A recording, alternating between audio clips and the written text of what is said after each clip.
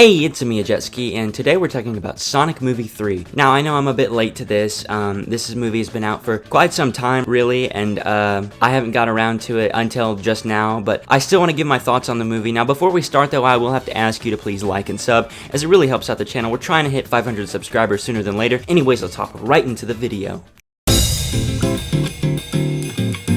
Alright, starting off with the visuals for this movie. The visuals in this movie are fantastic, specifically the lighting. The lighting in this movie is leagues above the first two, specifically the second one. The second one's lighting is weirdly flat and bizarre. I mean, it gives almost like Marvel CGI vibes, if I'm being honest. This movie, though, it looks fantastic. Also, the action scenes in this movie are incredible. I mean, they're leagues above the first two movies. I mean, the first one, you know, the action was kind of just mediocre, you know, your typical, like, kids movie action. The second one had really good action. However, this one is just unbelievable. It looks fantastic, you know. Obviously, standout fight scenes are the Super Sonic and Super Shadow fight scenes. Spoilers, whoops, for a movie that's been out for like 2-3 months now. I mean, it looks fantastic, really. Another amazing scene in the movie is the chase between Sonic and Shadow. One of my favorite shots in the entire movie is in that, actually, when Sonic dives through the middle of a car, in only the way that, like, Sonic could, you know, with his super speed. It's in slow-mo. It's great and fantastic. Also, obviously, you know, the Akira slide up a building is fantastic too. Truly great stuff in the visual department. The CGI, it looks fantastic, you know. I couldn't remember very many shots looking weird at all. There's one that looks kind of wonky where, you know, Sonic is getting, like, choked out by Shadow and, like, throat slammed pretty much. That one looked kind of weird, you know. It looked weird in the trailer and it looked even worse in the movie, actually, but it's still, you know, for the most part, the visuals look fantastic all in all, you know. The lighting is leagues above the other two movies. This is definitely the best looking Sonic movie by far. But that's not all that really matters in a movie. Let's talk about the story of this, and major spoilers, more so than any other part of the movie. So one of the things I can say about the plot of this movie is it's definitely not that lenient on the Sonic Adventure 2 storyline. I thought it would actually follow it a lot more than it actually does. Like, I genuinely thought a good chunk of this movie would be gun hunting down Sonic, Tails, and Knuckles, like Sonic Adventure 2, because that's kind of what they set up in the last movie anyways. But they don't, actually. It's kind of strange because Sonic works with Gun in this movie, which is something I didn't know how to feel about at first, but really as the movie goes along, you just kind of get used to it. It doesn't really bother you at all. Now, the movie opens with Shadow escaping from Gun headquarters somewhere outside of Japan, and we cut to this fun little race scene between Sonic, Tails, and Knuckles, only for it to be revealed that it's just a setup and that it's actually a surprise for Sonic's B-Earth Day, which is a fun play on birthday, I guess, I don't know. It's kind of cool or whatever. I like how they finally started incorporating the video game music. This is the first time outside of, like, the opening credits where they've done anything with the video game music, outside of, like, that one scene in Sonic 1 where they had the Green Hill piano, but that was literally it. Then Gun pulls up with Jane from Breaking Bad. I'm not complaining. I'm more than happy to see her. Now, they do their weird little interpretation of the helicopter scene from SA2. I was actually expecting them to cut this out of the movie, possibly. But I'm, happy they did it. And, Sonic does do the iconic, talk about low-budget flight speech he does from SA2, although it is much worse, and it feels like it does not fit here at all. I mean, it kind of fits with the tone, because, Sonic is always doing his, not very funny jokes all the time, but it just doesn't have the style that SA2 does when he does it. Also, no city escape? I mean, I feel like that would have been the perfect time to use it, but I don't know. I mean, even in a more, like, ironic sense, I mean, Shadow is the one escaping the city? Come on, dude. Seriously, dude, what a missed opportunity. Now, after this, we get the whole, first fight between Sonic, Shadow, Tails, and Knuckles. They get absolutely destroyed. However, the action scenes, as I've already mentioned, are fantastic. So, Sonic does a lot of his weird little jokes, though, and they're not very funny. I know Ben Schwartz is probably trying, but man, they're just not good. In fact, they actually take the movie's quality down a little bit. Me not laughing at any of his jokes, it makes me feel old, if I'm being honest. Like, watching that movie, it's like, Man, am I too old for this? Once again, yeah, the action scenes are great. Then we get a little weird Chow Garden scene. I actually would have just preferred like a regular Chow Garden at some point down the line, you know, but whatever, this is kind of funny too. You know, the mascot scene's whack or whatever, and Sonic does his weird Konnichiwa joke, which I thought was really annoying. However, this marks the first, like, human death to occur on screen. It's kind of crazy. Like, it was legitimately surprising that they would actually kill somebody like Commander Walters, especially in a kid's movie like this. I know, you know, we'll get to the whole Maria thing later, but still, you know, I was genuinely surprised. I mean, it was more graphic than Maria, to be honest. After this, Sonic, Tails, and Knuckles escape through mascot costumes or something. Also, they track down Agent Stone, who actually helped save them after, you know, a bunch of drones attacked and Commander Walters died or something. But after tracking them down, they find out Eggman actually did survive the whole Death Egg exploding and falling to pieces, Green Hills, so yeah, he's alive. He's looking terrible and fatter than usual, which is, you know, actually great if you're a Sonic fan because he's starting to resemble Eggman a lot more. After this, Team Sonic decides to make a short-term alliance with Dr. Eggman, and that goes about as well as you think it does. They all get taken out one by Shadow, until the big reveal. It turns out Gerald Robotnik is in fact alive, and this is a huge deviation from the source material, because if you've ever played the games, you know Gerald gets put down by a firing squad in like the 60s, so yeah, it's a huge, like, complete 180. Now, when this was first shown off, I did not like the idea. I thought it was stupid and kind of lame, to be honest. However, after watching this movie, I can say it definitely works, especially for Eggman's character. This does a lot to actually humanize him in very interesting ways that I hadn't really thought about, and the first movie actually accidentally sets up his character. You see, Eggman has kind of been, like, pretty much lonely, honestly, you know, and he's always been looking for that family, if even unintentionally, really. And it's really interesting to see him finally get that, and just realize that it's really not all that it's cracked up to be. Especially when he realizes that Gerald is a complete psycho, bent on like just destroying everything. I'll say Gerald Robotnik is definitely a welcomed addition to this movie. I was definitely, you know, against him at first, but this movie did win me over with him. Jim Carrey's dual performance too is really good, you know. Jim Carrey has yet to fumble the bag on a performance. He was great in this movie, and he continues to be great as Eggman. Now, when talking about Gerald, I feel like it's time that, you know, we actually discuss the whole Maria plotline and how they handled that, and it's okay, you know. They cut out a lot of stuff from the original SA2 game, like the lore and stuff is a lot different here than it is in, you know, the original Sonic Adventure 2. Like, for example, Maria and Gerald Robotnik don't do a lot of that research they did on Shadow in the Ark. In fact, it was just some random military base, like, on the Earth. In fact, they make Maria a lot more of a normal kid, which actually, I'm gonna be honest, I like a lot better than just her being somebody with, like, some random disease that's never disclosed. It's implied that it's like a cancer, but it's never really outright said. Her being a normal kid with her whole life ahead of her, I think actually works a lot better. But when directly talking about her death, you know, I don't know, it's okay, you know. I understand why they had to tone it down so much, considering that the original was pretty brutal, but I don't know, you know, it's just okay.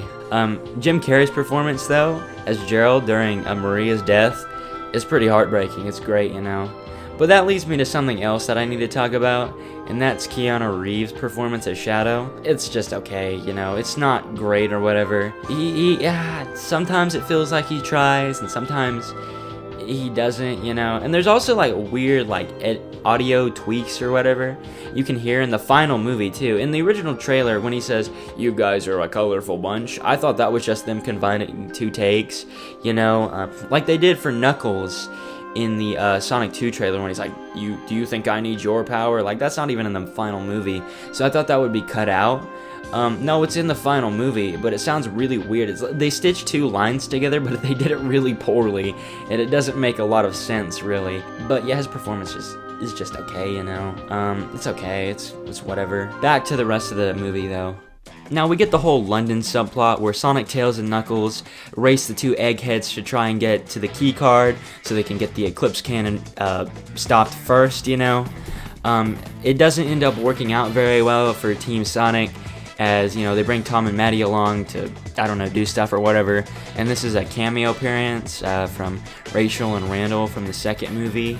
It's whatever, it's kind of cheesy, but, you know, it's fun, you know. And we get a fun little dance scene between the two Robotniks, and that's really fun, you know. After that, there's a cool little gravity action scene. Like I said, the action in this movie is leaps and bounds above the first two, so this is a really fun action scene. After that, though, we get a surprise where, honestly, I thought Tom was dead when he gets decked by Shadow. I thought that's what they were going to do, and it would have made a lot more sense thematically, but obviously, you know, they don't want to kill a bunch of people in a kids movie. They already got the death rate up to, like, 18 people by this point, you know. If we count the fact that probably half the people that Shadow beat up in like the first act of the movie are probably dead, then yeah, the body count is insane for this movie. But yeah, so they didn't kill Tom off. I thought they were going to, and even in a lot of the marketing, they kind of made it seem like they were, and I kind of thought this was like the final nail in the coffin to confirm that. But no, he survives. He just hurt pretty badly or whatever. And this leads to the probably best section of the movie, and like the entire last act of this movie is insane in like the best ways possible. Once again, major spoilers for a movie that's been out for a like hot minute. Sonic decides to turn on his friends and gets the Master Emerald, breaks it apart, uses the Chaos Emeralds to go super and go straight for the Eclipse Cannon. And this leads to a huge battle between Sonic and Shadow, and it's awesome. It's like the best. It is undeniably the best part of the movie. It's great, you know, and the motions are high. Everything was set up well. Sonic is like bloodthirsty, man, and basically what happens is he takes Shadow down to the earth or whatever, slams him down. Shadow gets a good sucker punch and knocks the emeralds out of him. They both go back and get the emeralds. They both turn super, and it's an all-out battle, and it's great, you know. Eventually, Sonic gets the upper hand, and they both end up on the moon. However, at the very last second, Sonic decides not to kill Shadow, as he gets a flashback from his conversation early on in the movie with Tom in his cave from the first movie. It's a pretty impactful scene, actually. You understand how far he's come as a character, you know? And I'll get back to his character as a whole later on when we talk about that. Now, this leads to probably what is the second best scene in the movie, that being these two reminiscing on the moon. And Sonic convinces Shadow to kind of reconsider his entire thought process about getting revenge on the world and Gun as a whole. You know, and it's a really impactful scene, you know. I couldn't do it justice even if I tried to talk about it. I feel like you should just watch the movie to try to get what's going on, but it's a genuinely great scene. You have to watch it to understand it, though, and not listen to my insane ramblings. After this, we get the whole Live and Learn section. Junkie XL actually does a decent job on the soundtrack. It's a miracle, I know. He does his rendition of Live and Learn from SA2. It's pretty good, actually, but you know, my only complaint is I wish there was more of it. But you know, it's fine. You know, this movie probably had like a lot of budget constraints. You know, I know it did, especially for something this big of a scale. I'll get back to some of that stuff later, but yeah, it's great. It's a great scene, you know. We also get a fight scene between Gerald, Robotnik, and Eggman. Eggman actually loses, but then Tails and Knuckles come in clutch and save him, and Gerald dies in one of the funniest ways possible. It's incredible, you know. And he definitely deserves it too, because he is a genuine psychopath. I couldn't do him justice, honestly, even when trying to talk about his character. It's great though, you know, and we get the final little set piece where they have to stop the Eclipse Can from blowing up the world. They succeed, although the moon does get cut in half. It is a fun throwback to SA2 where Eggman blows up half the moon. I'm sure most fans know that because of like the Snap Cube, you know, parody of it or whatever, but yeah, it's pretty good. The writers of this movie do put a spin on the whole Shadow, you know, losing his super form and falling to the earth. Instead, this time it's Sonic. However, his friends come in clutch last minute and save him. Now, the funny thing is that Eggman and Shadow are actually the ones that come in clutch and save the day, because the Eclipse Can is about to explode. So what ends up needing to happen is Eggman has to stay and stall the Eclipse Cannon for a little longer so Shadow can push it out of the way. And it's implied that both of them die. However, major spoilers, turns out Shadow is very alive. However, Eggman being dead is still kind of up in the air, like it's unknown if he did or didn't, you know.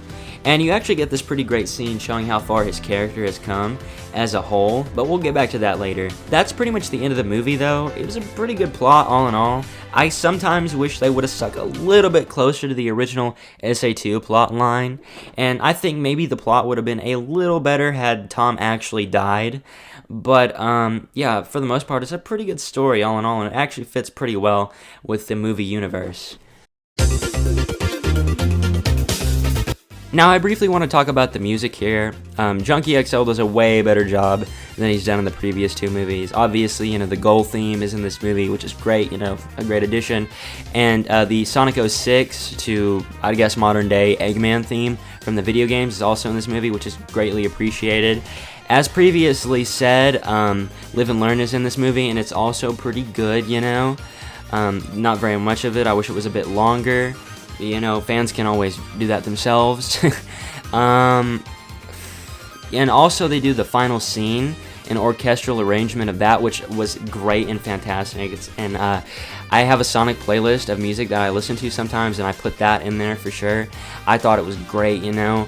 But really the rest of the music is just kind of mediocre, you know, your typical, like, kids movie soundtrack. I'll say that I appreciate the fact that they actually bothered to put, like, actual video game music in the soundtrack this time. It's greatly appreciated, but I don't know, I would have preferred a little bit more originality in terms of the rest of the score. And that's pretty much all I have to say on the score. Now it's time we talk about the characters and characterization of this movie, and starting off with Sonic, because I have a lot of things to say about Sonic. In the first movie, as much as I liked the first movie, you know, I think it's a decent enough kids movie or whatever. Sonic's characterization was pretty far off from what he is in the video games. However, as these movies progressed, I kind of get what they were going for, and it kind of goes back with Eggman as well, because Sonic and Eggman's characters kind of like interact with each other in a strange sort of way, in the way that they both become more and more like their video game counterparts as the movies go along. With Eggman, it's a lot more obvious because it's a lot more of a physical change, but in Sonic's case, I do think it interacts with it in a strange sort of way. You know, for example, Sonic is very much like this loner, sad kind of kid in the first movie, who kind of masquerades that in a weird sense of humor or whatever, but by the end of this movie, he feels a lot more like Sonic from the video games. That sense of adventure, which is a very big part of Sonic's character from the video games, and also that added flavor of the attitude, which was something he was definitely missing in the past two movies. I kind of get what they were going for, you know, he becomes more and more like Sonic as the movies go along. It's an interesting idea, to say at the very least, and I think it's actually been done before. Like, the idea was present way back in even something like Sad AM. If you look into that, Sonic was supposed to be like this more like free-spirited adventure as the series went along after beating Eggman for the very first time, which is something very interesting that I hadn't really considered. So this is an idea that's been going around for a while, him becoming more like that video game counterpart that we all know and love. And this is actually a more finalized version of that, because if you don't know, Sad AM got canceled or whatever. And this is definitely a more interesting take on that kind of concept. If I had to bet money, I think Sonic will just be like Sonic from the video games by the end of the fourth movie for sure. And to Eggman too, like I said, there's a lot of interesting stuff going on here. Like his relationship with Agent Stone is an interesting thing, you know. It gives him a lot more humanity than he has in the video games and really any other interpretation at all, if I'm being honest, you know. If I gotta say one thing about this version of Eggman, is that he is definitely a lot more humanoid than his other interpretations, which is fine, you know. And obviously, you know, he becomes a lot more like Eggman as the series goes along, where he becomes more unhinged, his voice becomes more raspy, he gains the weight, and he actually gains the outfit by the end of this movie. Also, he kind of gains that, like, weird fine line that Eggman walks in the video games. Like, Eggman wants to rule the world, but he doesn't want to destroy it either, which is something that Eggman really exhibits in this movie, especially, you know, throughout it. Like, he actually saves the world just so he can probably come back and try and rule it again at some point, if he does come back at all. Also, his relationship with Agent Stone, as previously mentioned, gives him a lot more humanity, and his relationship with Gerald is pretty interesting. It's way different than it is in the video games, as it's said that Gerald was a huge inspiration to Eggman, but, you know, Gerald turned out to be a crazy lunatic, more even than Eggman himself, which, you know, is saying something considering this is the same guy that decided it was a good idea to blow the Earth into 7 pieces. But in this movie, it's like kind of building that relationship and shows how truly horrible it is. The last character that I really want to discuss is Shadow's character. It's actually pretty similar to the video games, however, as previously said, they changed a lot of the lore behind Shadow. Like, for example, Shadow isn't even created by Gerald in this version. He's actually just like some random meteor that came out of nowhere, and Gerald was the scientist who discovered him. It was really interesting stuff there. I'm wondering if they're going to tie that to Black Doom at some point, just to like streamline the lore a lot more, which I'm fine with. You know, there has to be a lot of sacrifices made when making a movie adaptation about something. A good example was, you know, Spider-Man in the original Spider-Man movies not having his web shooters and that just coming out of his body. It's gross, but it makes sense for a movie adaptation. I find that some of the changes they made to Maria actually work a lot better than in the video games. Like previously said, she's a lot more of a normal kid, down to earth, and that obviously makes her more relatable and her death way more tragic, you know, if they didn't water it down. I feel like if it was a little less watered down, it would have worked better, but as previously said, there's a lot of interesting stuff that's going on here with Shadow. He's easily manipulated by Gerald in much the same way that he was in the original. However, it's much more personal, as Gerald is very much alive and not dead like he is in the original SA2. However, a lot of the screen time he shares with Maria is great.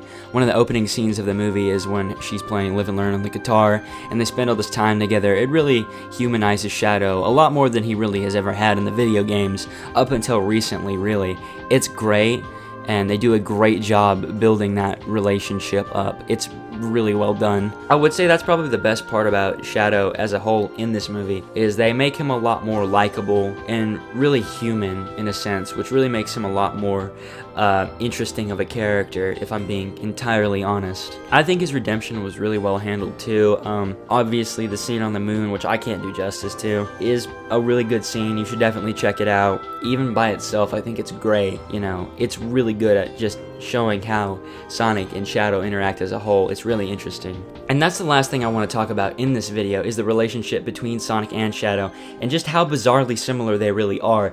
It's really interesting. They tie Shadow's origin and make it really similar to Sonic's, except it ends in tragedy, where, you know, Sonic's doesn't. It really spells this out, really. There's not very much subtlety to this. However, it's a really interesting concept as a whole, and I'm glad they really explored this, because this is something that's never been explored in the video games, and it works really well here, considering that we have a definitive origin for Sonic in this universe. It works really well. That's one of the reasons I really would have preferred Tom have actually died. It kind of lessens the impact of Sonic and Shadow's fight as a whole, but I mean, it's fine, you know. I understand it's a kids movie, you know, they can't have the most extreme body count in the world. I understand. But that's pretty much all I have to say about the interactions between Sonic and Shadow as a whole. On to the conclusion.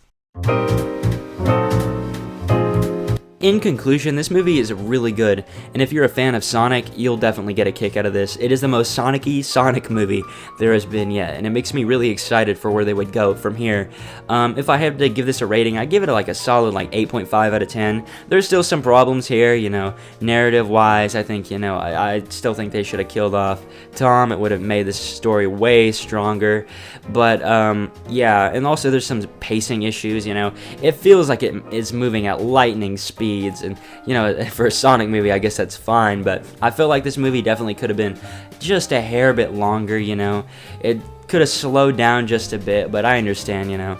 And this movie was probably not the most extreme budgeted thing ever. Also, I get they had to cut a couple scenes out. I briefly want to talk about this now. Apparently, there was going to be some time travel shenanigans in the original ending of this finale, where the Eclipse Cannon was going to succeed at first and blow up the world, and Sonic and Shadow had to turn back time or whatever. I'm kind of glad they cut that out of the movie. That seems like it wouldn't really fit and would be completely out of left field. I get it might work for the next movie, but yeah. That's pretty much all I have to say for this video, though.